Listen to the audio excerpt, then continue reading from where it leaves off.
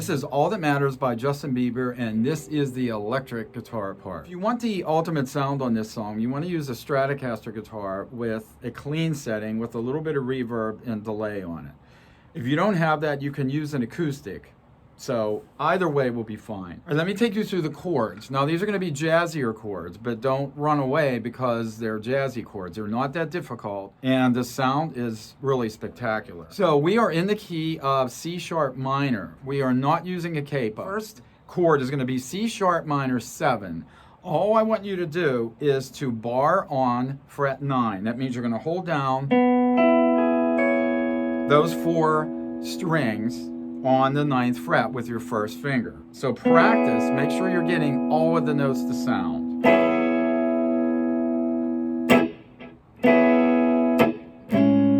Then you're going to go to an A major 7 chord.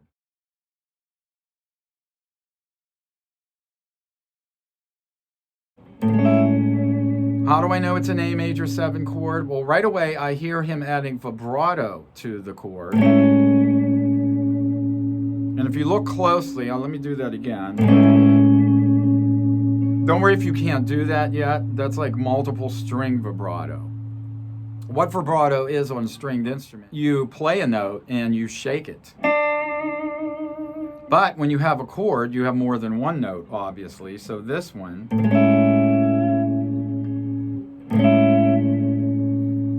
Don't worry about that if you can't do it. Next chord, let's move on.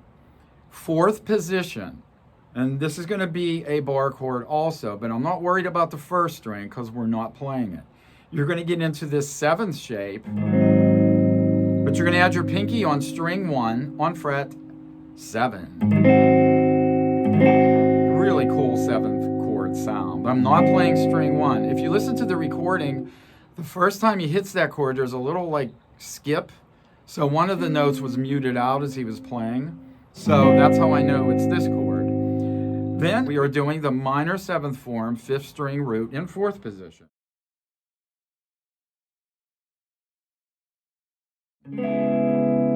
So think about it. The first chord, C sharp minor 7. The last chord, C sharp minor 7. That's how you know that you're in a key of C sharp minor.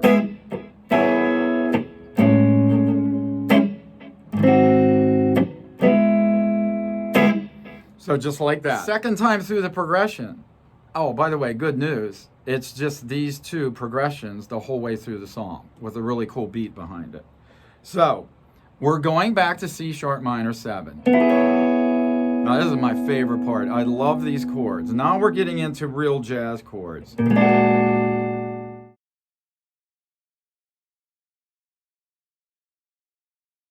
That is an A sharp 7 sharp 5. Try memorizing that one.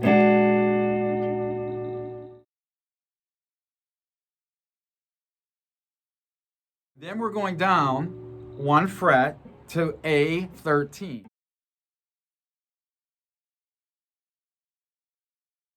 It's like a transition. So C sharp minor 7, A sharp 7 sharp 5, A13.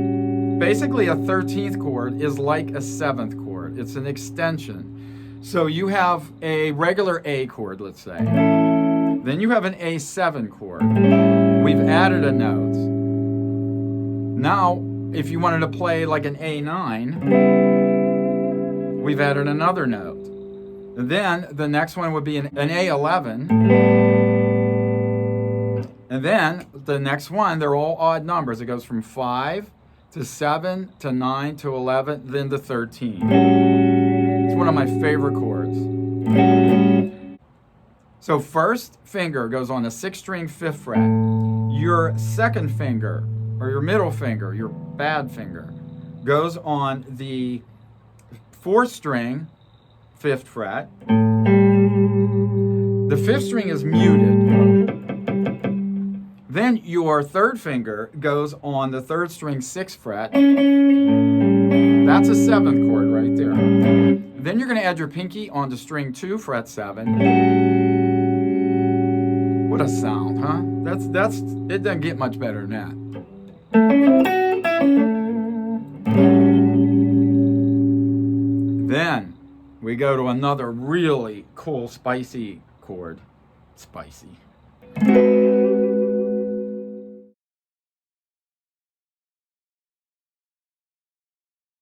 This is what most people call the Hendrix chord. This is a G sharp 7 sharp 9.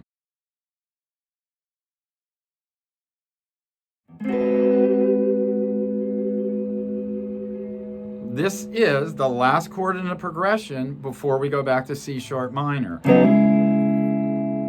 Okay, so let me take you through that. This is the second time. It's a little bit more involved.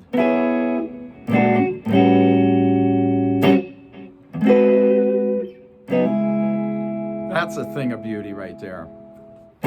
All right, so let me do that part again. Let's go up. G sharp 7 sharp 9, C sharp minor 7. But notice I do the little chord hammer-on. So we're down at that 4th position, 5th string root bar chord, which is that chord. But what we're doing, we're hammering both of these fingers down. Take your time, please. You might want to go one finger at a time.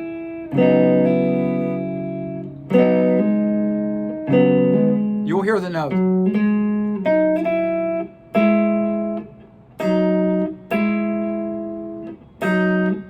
That's your goal. You pick and hammer. So I only pick once. To end the progression, we go up to the 4th string 9th fret, our pinky on the 2nd string 9th fret. We play both of those notes, but you strum them. And then you're going to go up to the 12th fret. And then everything starts all over. Let me go from...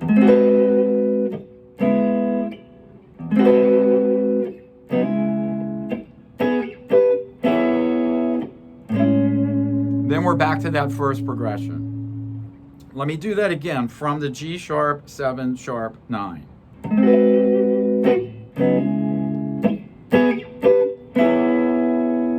Now some of you may be saying, hey, I know the bar chord C sharp minor 7 is this whole big giant chord, but remember, you've got a bass playing in the background. You don't need to be getting in on his territory. You don't need to be jumping on his notes. Bass players don't like that. If you're a guitar player, learn to play smaller chord forms because they pop out more in the mix. If you do all these big clunky chords that are just full of too much information, then you and the bass player are going to clash, and you don't want that. All right, let me go through the whole thing again. One thing I forgot, he does the little clicks in between. Click. That's the first time through, once again. Then G sharp 7. Now, second time through. Click, once again. Click, and then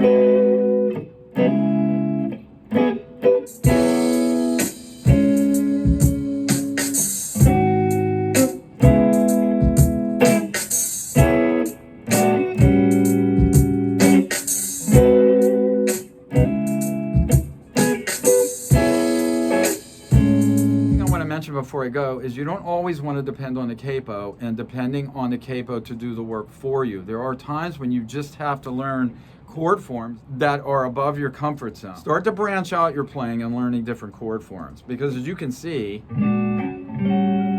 there's a lot of beauty in these chord forms and guess what? They fit right into pop music. Okay, I will see you next time.